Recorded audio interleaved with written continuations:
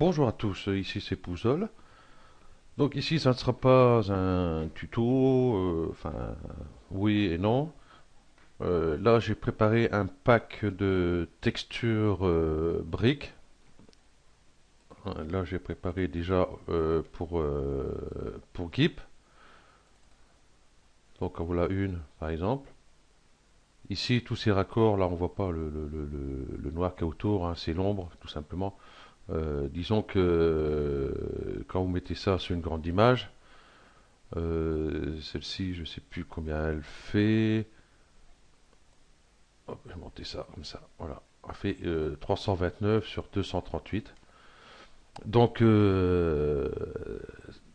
toutes les textures qui sont là se bouclent sans raccord. Hein, les raccords sont invisibles, on ne les voit pas. Voilà. Donc, excusez-moi, je vais pas réussir à le dire. Je les ai laissés, voilà, en PNG. Parce que sur GIMP, si je vais les enregistrer au format PAT, par exemple ici, hein, vous voyez, export as, non, bon, on va pas voir, je vous ferai voir tout à l'heure.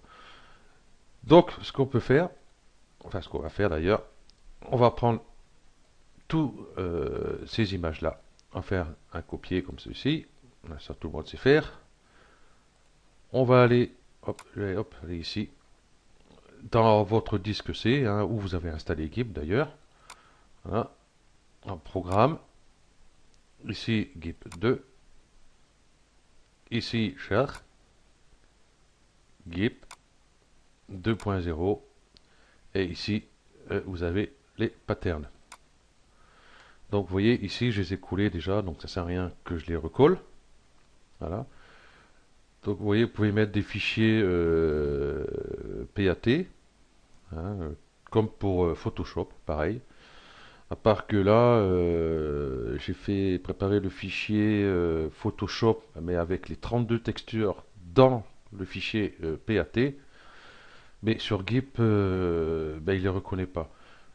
Pour GIMP, il faut les mettre, par exemple, brique 1, il faut le mettre dans un fichier PAT, la brique 2 dans un autre, ainsi de suite, ainsi de suite. Donc c'est pour ça que je n'ai pas mis en fichier PAT, parce que bon, il y en a 32 à faire, et ça va être ça va être très long à faire, qu'en fin de compte, en mettant juste les images, excusez-moi, ça marche aussi bien.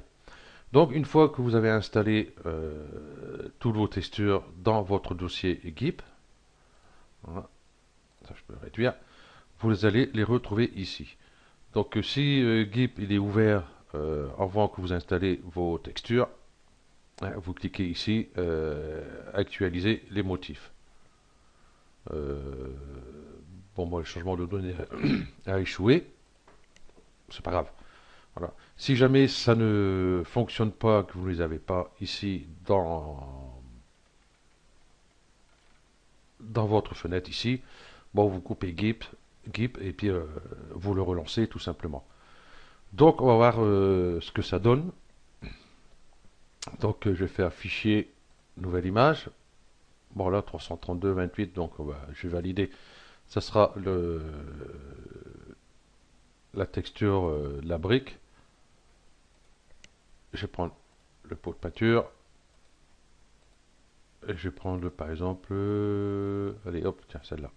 Hop, la brique 09. Voilà, celle-là. Donc logiquement, bon là je suis en enregistrement, ça passe pas. Logiquement, vous pouvez la glisser directement dans, dans votre dossier qui est ici. Mais moi en enregistrement, il ne veut pas. Hein, je ne sais pas pourquoi GIMP ne marche pas avec mon enregistrement, je ne sais pas pourquoi. Il faudra que je trouve la solution. Donc ce que je vais faire, hein, je vais faire édition, remplir avec un motif. Voilà. Donc le motif, voilà sa taille réelle. Donc, comme je vous expliquais, si jamais je veux l'enregistrer au format PAT, je peux le faire que d'un seul, parce que je ne peux rien faire, je ne peux pas faire d'ici. Donc voilà. Donc il aurait fallu que je fasse fichier, export as. Donc que je mette le titre .pat. Ici, il faut que j'aille ici chercher motif GIMP ici .pat, et ensuite je fais exporter, ainsi de suite, et après il faut que je fasse pour la deuxième, la troisième, donc c'est hyper long. Donc c'est pour ça, comme j'ai expliqué, j'ai préféré laisser les textures en JPEG directement. Donc voilà. Donc je vais vous faire voir qu'en fin de compte, on peut directement, je vais mettre un fichier beaucoup plus grand, hein, que vous voyez au moins qu'on ne voit pas les raccords.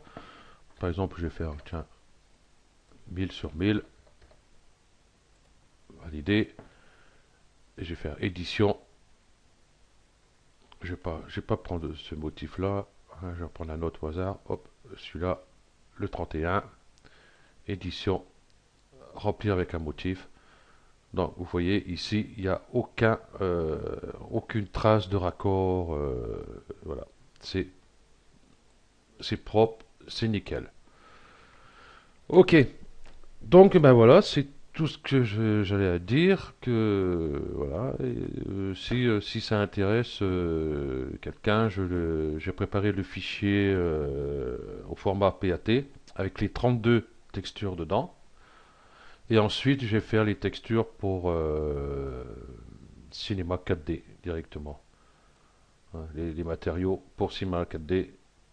Comme ça, tout le monde sera content. Donc pour Cinema 4D, bien sûr, il y aura les normales, les spécularités, et tout, et tout, et tout. Hein. Ça va être en plusieurs images. Donc voilà. Hein, donc on aura bien les reliefs. Ok. Donc, ben c'est tout. Merci à vous d'avoir suivi cette vidéo. Et puis à bientôt. Ciao.